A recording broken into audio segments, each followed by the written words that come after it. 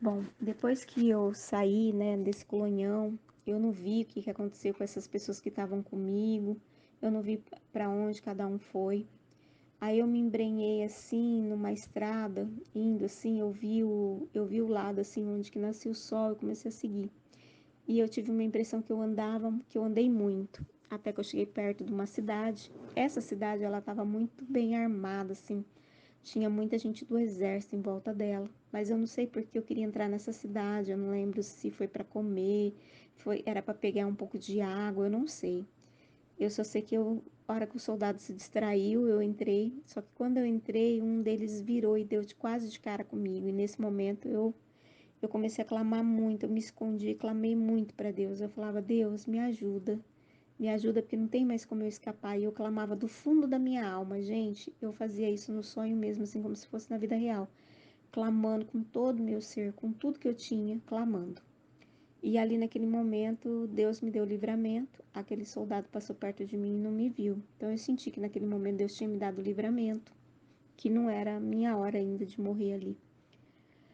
Bom, aí eu entrei naquela cidade, eu vi algumas cenas, algumas coisas e eu saí. E eu saí, eu comecei a andar sozinha.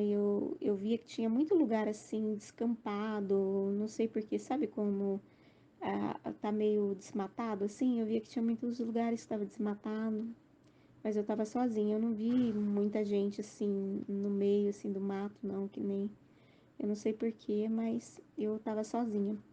E uma certa altura, eu vi que o solo embaixo de mim mudou, a terra debaixo de mim mudou. E quando eu vi que a terra mudou, eu falei, opa, eu pensei, falei, eu não tô no Brasil. Falei, a terra aqui é muito branca, assim, era uma terra clara, mas não essa terra branca de areia, era uma terra branca, fértil, mas de outro solo, parecendo que eu estava em outro estado.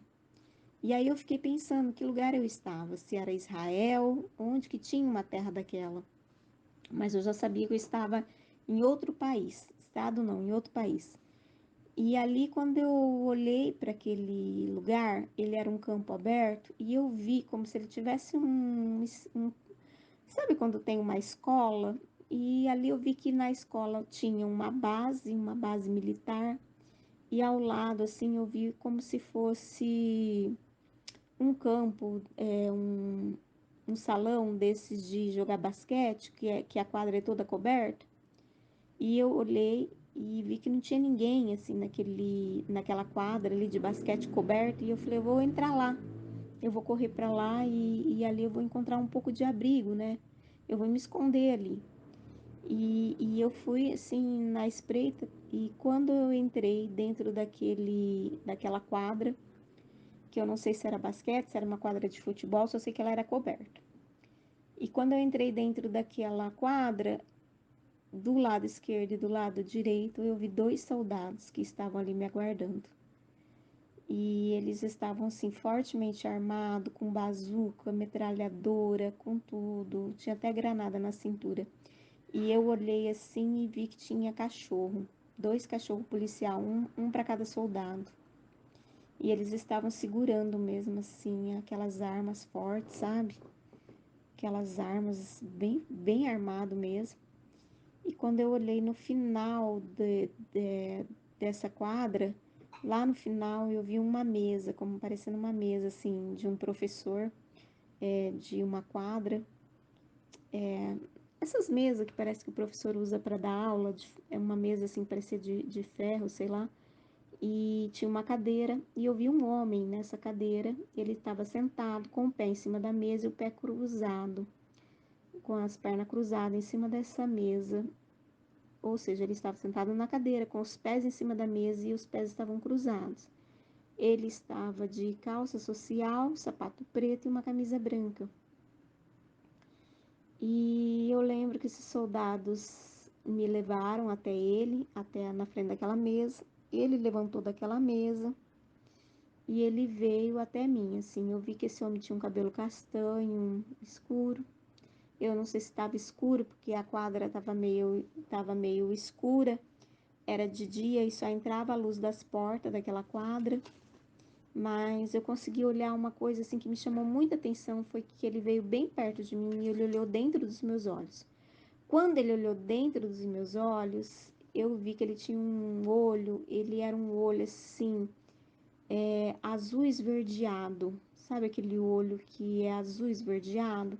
Você tem que olhar bem para saber se é azul, se é meio puxado pro verde. Eu lembro desse detalhe. E aquele homem olhou para mim e falou assim: eu sabia que aquele homem era o anticristo. E aquele homem falou assim para mim: vocês cristãos são como ratos. Aí ele falou: vocês são a escória dessa sociedade. Aí ele falou assim: e você sabe o que a gente faz com ratos? E eu não falava nada. Eu tava já com medo. Eu pensei: não tem como escapar. E ali eu ficava quieta, eu não respondia.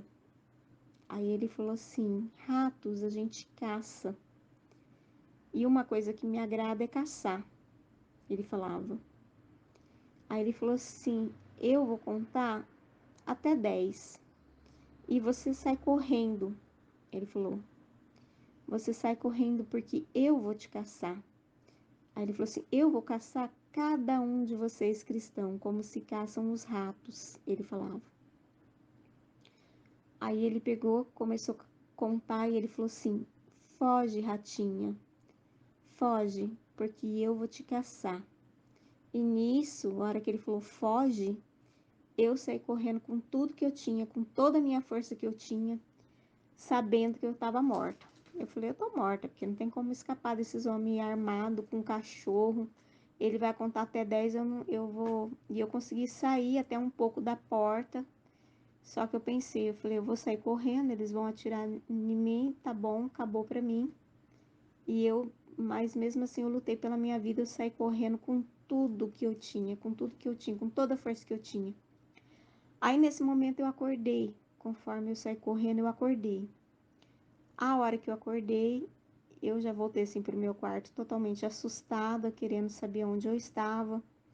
E ali eu dei um pulo, porque eu falei, esses homens me pegou, eu tô num quarto escuro, esses homens agora vão acabar comigo, onde eu tô. E ali eu demorei um pouco para reconhecer o lugar. Aí eu fui aos poucos reconhecendo que eu estava na minha casa. Eu fui reconhecendo que eu tinha voltado no meu quarto e aí eu fiquei pensando, falei, isso foi um sonho? Porque para mim foi muito real. Eu realmente estive lá. Tanto que quando eu acordei com o batimento do coração acelerado, como se eu tivesse acabado de correr. E ali, a hora que eu tentei levantar, eu vi que o meu corpo estava muito quebrado, assim, que eu senti que o meu corpo estava fraco. Eu estava muito fraca, que eu não consegui nem levantar. E eu senti toda aquela fraqueza, como se eu realmente tivesse, assim, passado uns 3 dias sem comer. E eu não tô exagerando não, irmãos, pelo amor de Deus, eu não preciso disso, né? Nem quero fazer isso. Mas aí eu voltei, assim, muito apavorada, muito... Aí eu arrastei, do jeito que eu estava na cama, eu arrastei pra beira da cama. Comecei a chorar, chorar. Entrei num pranto, assim, desesperador. E eu falava, Senhor, isso foi um sonho. Obrigada por me trazer de volta. Obrigada por me dar mais uma chance. E eu comecei a agradecer a Deus e chorar e soluçar. E eu só agradeci a Deus. Eu falei, Senhor, tudo que eu queria era mais uma chance quando eu estava lá dentro da grande tribulação. E agora eu tô tendo essa chance. Então eu chorava muito. E eu chorava e eu agradecia a Deus. E ali eu fiquei assim, em estado meio de choque, uns 3 dias, sabe? As pessoas assim da minha casa, eu contei o que aconteceu e era visível, visível que eu tava branca, que eu não tava bem. E ali eu não tinha força para nada, eu não tinha vontade de comer, apesar de eu estar fraca, eu não tinha vontade de fazer mais nada, porque foi muito desesperador, sabe? Foi muito terrível, assim, foi uma situação que eu não desejo para ninguém. Eu não desejo isso assim, ó, para ninguém, gente, porque foi a, foi a pior coisa da minha vida, foi a pior coisa que eu vivi. Eu entendi que a grande tribulação ela é pior do que a guerra. É muito pior.